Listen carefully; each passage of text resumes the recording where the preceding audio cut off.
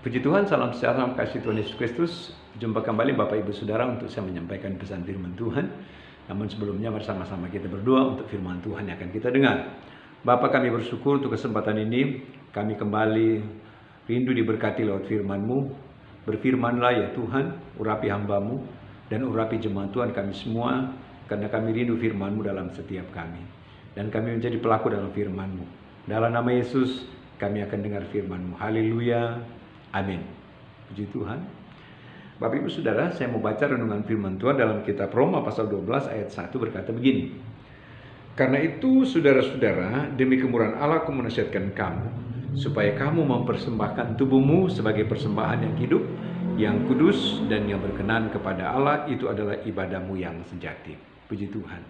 Bapak Ibu Saudara dikasih Tuhan, kita akan melihat sebuah konsep firman, ibadah yang sejati, dalam kitab Roma pasal 12 ayat 1 ini. Saudara, ayat ini memberikan sebuah perenungan di dalam kita. Seperti apa konsep ibadah kita itu, saudara-saudara. Iya, ada banyak cara pandang orang berkaitan dengan ibadah itu. Iya, sebab ibadah itu tidak hanya sekedar kita berkumpul dalam sebuah kelompok, saudara-saudara. Ibadah itu tidak hanya seperti orang mempersepsikan ketika kita menolong orang itu juga adalah ibadah. Kita berbuat baik juga itu adalah ibadah. Tetapi ada nilai esensi dalam kehidupan kekristenan. Sesuai dengan konsep firman, ibadah yang sejati itu, saudara-saudara. Ibadah yang menyenangkan hati Tuhan.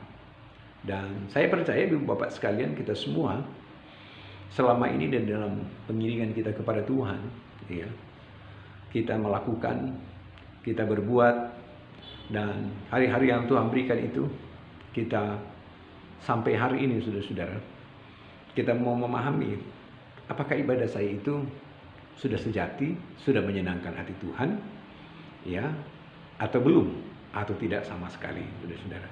Nah, firman Tuhan berkata dalam tulisan di sini, supaya kamu mempersembahkan tubuhmu sebagai persembahan yang hidup. Saudara, dalam kitab Perjanjian Lama bahwa ketika bangsa Israel datang mau ke bait suci, mereka mempersembahkan persembahan. Saudara-saudara, persembahan korban sebagai korban domba yang dipersembahkan kepada Tuhan. Saudara-saudara, yang artinya adalah domba itu mewakili diri mereka sebagai sesuatu yang dipersembahkan oleh kepada imam-imam untuk imam-imam mempersembahkan kepada Tuhan.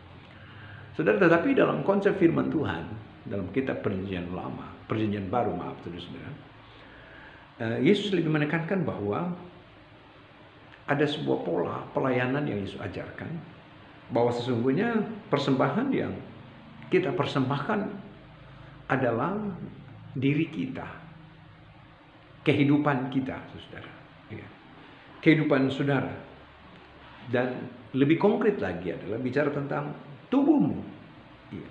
Tubuhmu. Tubuh ini adalah bicara sesuatu yang totalitas dari kepala sampai ujung kaki. Bicara tentang jiwa. Tubuh, jiwa, dan roh yang kita persembahkan kepada Tuhan. Sehingga itu yang saya katakan tadi, totalitas. Mempersembahkan tubuhmu sebagai persembahan yang hidup. Saudara, mempersembahkan tubuhmu ini tadi sudah saya katakan, seluruh keberadaan yang ada pada diri kita, saudara-saudara, yang kita bawa kepada Tuhan. Sehingga ketika saudara datang mau beribadah kepada Tuhan, saudara sedang membawa tubuh, jiwa, rohmu, kepada Tuhan. Saya sering sampaikan di sholat rahasia. Maka ketika engkau datang kepada Tuhan dengan seluruh totalitas tubuh, jiwa, rohmu, engkau persembahkan kepada Tuhan, maka ibadahmu itu menjadi ibadah yang sejati. Sebab begini jemaat dikasih Tuhan, bisa saja tubuhmu engkau bawa, tetapi jiwamu tidak di sini. Misalnya, jiwa di dalamnya ada pikiran, tidak ada di sini. Pikiranmu ada di luar, hatimu ada di luar, tapi tubuhmu ada di sini, saudara. Tuhan mau seluruh keberadaan apa yang ada pada kita untuk kita persembahkan kepada Tuhan sebagai persembahan. Bapak Ibu sudah dikasih Tuhan, ayat ini mengingatkan kepada kita, dan kita pun juga menyadari bahwa bisa saja ada yang salah yang selama ini konsep atau hal yang tanpa kita sadari, kita ada di dalamnya, yaitu Saya beribadah hanya sekedar saja karena mengingat nanti setelah selesai ibadah saya ada kesibukan pekerjaan, maka nggak konsentrasi lagi kita beribadah, seolah hanya sebagai rutinitas saja untuk mengisi waktu. Itu bukan ibadah yang sejati, saudara. Atau ketika engkau datang di ibadah, pikiranmu nggak ada di sini, tubuhmu ada di sini. Atau ketika engkau beribadah, engkau lebih fokus kepada hal-hal yang materi, hal-hal yang jasmani, ya, engkau melihat sana sini, lirik sana sini. Atau engkau datang beribadah di kemajuan teknologi, engkau lebih cenderung membuka media sosial, saudara-saudara. Engkau nggak fokus dan nggak membawa diri sepenuhnya dari seluruh unsur kehidupanmu kepada Tuhan. Maka ibadahmu tidak menjadi ibadah yang sejati, saudara. Saudara dikasih Tuhan, dalam firman Tuhan, ketika Tuhan minta bangsa Israel memberikan persembahan, sebuah persembahan domba harus tidak bercacat celah, sempurna, saudara, sempurna. Dan Tuhan mau juga kita mempersembahkan persembahan kita kepada Tuhan sempurna. Mungkin saya akan berkata, bagaimana untuk sempurna? Ya, sempurna dalam tulisan konsep firman Tuhan di sini adalah mempersembahkan tubuhmu sebagai persembahan.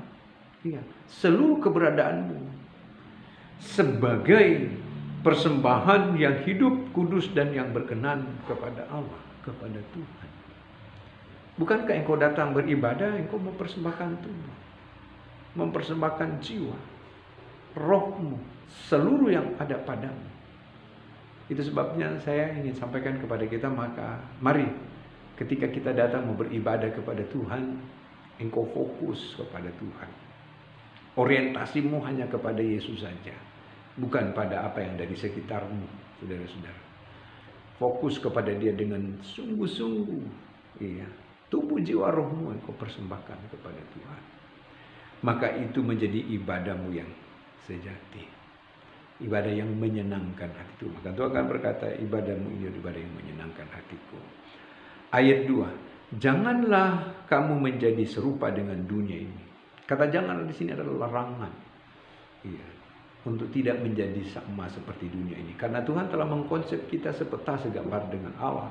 Dia tidak mau menjadi serupa seperti dunia ini, tetapi menjadi sama seperti Dia. Tetapi berubahlah oleh pembaharuan budimu. Kata berubah di sini sudah kita pahami bersama saudara-saudara. Metamorfo, bicara tentang metamorfosis. Sama seperti dianalogikan seperti ulat menjadi kepompong dan kemudian kepompong menjadi kupu-kupu. Itu adalah sebuah proses, sebuah perubahan. Dalam kehidupan kita pun juga Tuhan sedang mengingatkan dan mengajar kepada kita, ini dalam konteks ibadah kita. Untuk supaya betul-betul ibadahmu itu menjadi ibadah yang sejati, engkau harus memiliki di dalam kehidupanmu sebuah perubahan konsep yang sesuai dengan apa yang Tuhan mau. Saudara jemaat yang dikasih Tuhan, berubah. Iya, kata firman, oleh pembaruan budimu.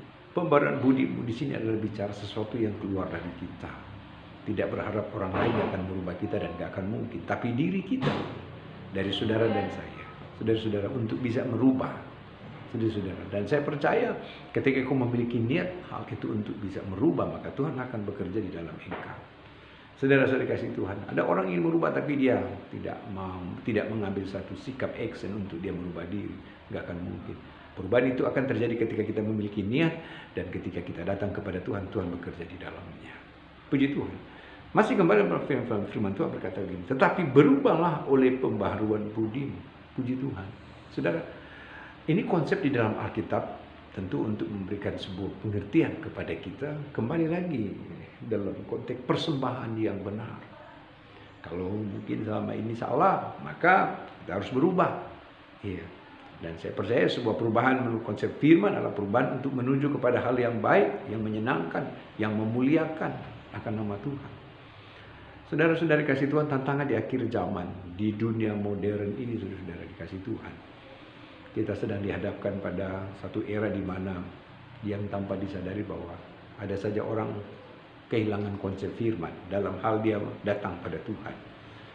kehilangan konsep firman dalam hal dia mempersembahkan sebuah persembahan kepada Tuhan, sehingga tadi saya katakan di awal seolah hanya sekedar dan asal-asal saja. Tuhan tidak mau hal yang demikian. Saudara yang dikasihi Tuhan, maka ada konsep dalam tulisan firman Tuhan di sini bicara tentang sesuatu yang kita persembahkan kepada Tuhan harus betul-betul kita persembahkan dengan seluruh aspek yang ada pada diri kita. Saudara-saudara kasih Tuhan, dengan percaya, dengan sungguh-sungguh kepada Tuhan. Tidak hanya sekedar-sekedar saja. Maka oleh firman Tuhan berkata, maka kau harus berubah. Kau selama ini salah. Ya, saudara. Ya, kau harus berubah. Kita harus berubah. Saudara-saudara semua kita harus berubah. Berubah tentu, berubah menuju ke arah Kristus. Dari yang salah menjadi yang benar, dari yang tidak baik menjadi yang baik. Saudara-saudara, agar supaya kamu dapat membedakan mana kehendak Allah, apa yang baik, yang berkenan kepada Allah dan yang sempurna. Maka itulah menjadi esensi dari ibadah yang sejati. Puji Tuhan, jemaat yang dikasihi Tuhan. Mari saya mengajak kita semua, saudara-saudara kasih Tuhan, menjadi pribadi yang menyenangkan akan hati Tuhan. Apa itu? Yaitu ibadah kita. Yaitu ketika engkau mempersembahkan tubuhmu sebagai persembahan yang hidup yang kudus berkenan bagi Allah. Tuhan memberkati jemaat Tuhan yang dikasihi Tuhan. Untuk kesempatan ini, kiranya Roh Kudus menyertakan firman, dan mari sama-sama kita berdoa. Bapa, terima kasih untuk firman-Mu yang mengingatkan kami untuk kami menjadi pribadi yang menyenangkan hati Tuhan, ibadah kami yang sejati. Tuhan berkati jemaat Tuhan.